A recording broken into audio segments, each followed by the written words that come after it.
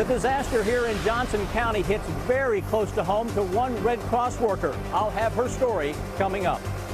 The phone lines are now open here at the WKYT studios. We'll tell you how you can help storm victims here in Kentucky.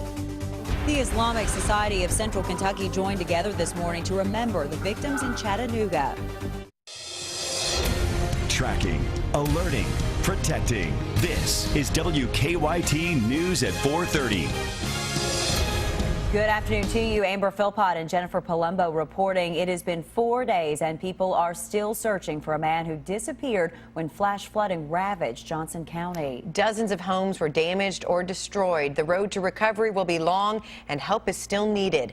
Sam Dick is live in Johnson County. He begins our top story team coverage of the cleanup and recovery. Good afternoon, Sam. Amber and Jennifer, good afternoon, live from Paintsville.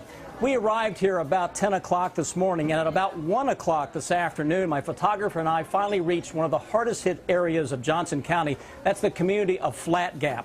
And I have to tell you, the first thing that really struck me was the absolute force of that water that hit on Monday. Really nothing stood its chance in the middle of that water. And I can't imagine people who witnessed it who must have been absolutely terrified. The pictures we show you at home of the destruction really don't do the devastation justice. It's mind-boggling. In the middle of all of that mud and all of that destruction today, our reporter Hillary Thornton caught up with a local photographer who's doing a really neat thing. She is trying to help victims salvage family mementos. It's our top story at 4:30. Folks out here lost everything, including those sentimental items. That is why a photographer in neighboring Floyd County is working to save some of those reminders of their past. The fisherman and the teacher, they taught us the Last Supper.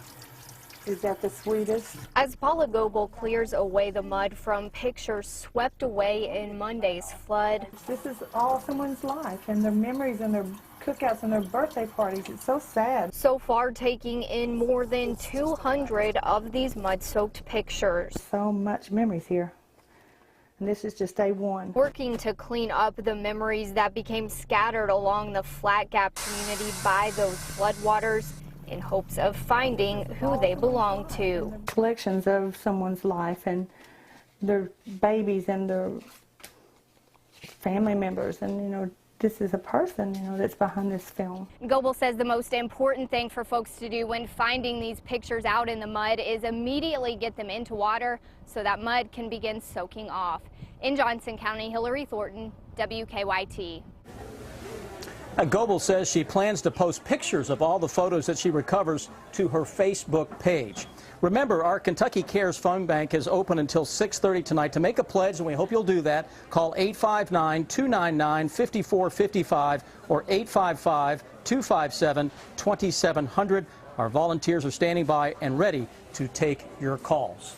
This high school has been literally transformed into a national disaster donation center. I'll step away so you can see this live. But they also need to get this school ready for classes. They start classes in about 3 weeks. We'll talk to the principal about that. It's a huge change. They're going to be going from a transition of a donation center to a high school. And a lot of students here helping out and getting a civics lesson literally day by day.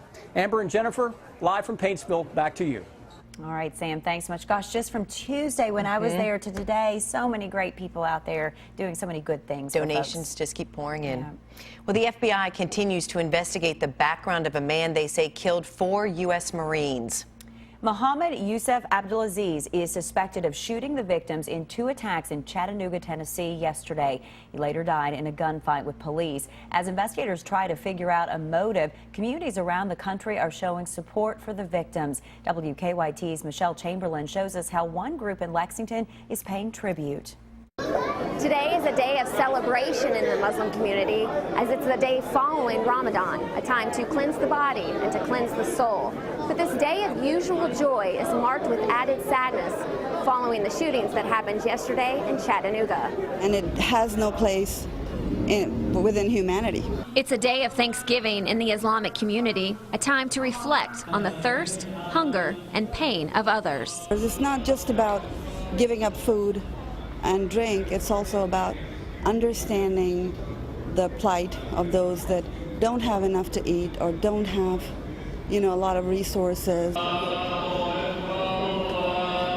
Around 3,000 people of the Islamic Society of Central Kentucky gathered together this morning at Heritage Hall to recognize the conclusion of Ramadan, but also to remember the victims, families, and communities of those touched by the violent acts in yesterday's shootings. Today's prayer, we are offering actually our special prayers to the victims of the recent shooting in the Tennessee, which we strongly condemn and don't condone that. The prayer leader addressed to the youth that the Muslim community needed to present the real face of Islam, which is peace and love. I feel like, the silent majority of Muslims does not need to be very silent anymore, and we need to speak up. It is horrific to see just random craziness like this. In Lexington, Michelle Chamberlain, WKYT. A man accused in a 2003 murder has taken a plea deal. Sean Fryman entered an Alford plea to manslaughter and robbery in the death of David Sadler in Nicholas County. Police arrested Fryman and Joshua Abney last year. Abney pleaded guilty to facilitation to murder and complicity to robbery. The Flemingsburg Gazette reports between Fryman's sentence in this case and in other criminal cases, he'll spend about 32.5 years in prison. A Lexington woman has been found dead in northern Kentucky. The Boone County Sheriff's Office says 32-year-old Amanda Barker died yesterday. A security guard found her body near the City Bank on Houston Road. Detectives say it appears Barker was pulled from a vehicle and left there, but there were no obvious signs of trauma. Lexington police need your help finding a man they say disappeared from his home. They say 75-year-old Joseph Campbell hasn't been seen since around 8:30 this morning. Police say he walked away from his home on Cricklewood Court near Bryan Station Road. His family says he may have trouble finding his way home. Campbell was last seen wearing a white T-shirt and gym shorts. A group of food trucks in Lexington are coming together to raise money for Lake Cumberland drowning victim Carl White. The food trucks donated 10% of this afternoon's lunch sales to help pay for White's funeral expenses. White was 18 years old. His sister says she is overwhelmed by the generosity of the community. It's so amazing, just the generosity of complete strangers. It warms my heart. Just, you see so many bad things, and then when something bad happens to you, just all the good that comes out of it. White will be buried tomorrow. His funeral is at 1 at Millard Funeral Home on Southland Drive in Lexington. Phone lines are open for Kentucky Cares to help the American Red Cross, the Bluegrass chapter. The numbers and the website are there on the screen. Give us a call.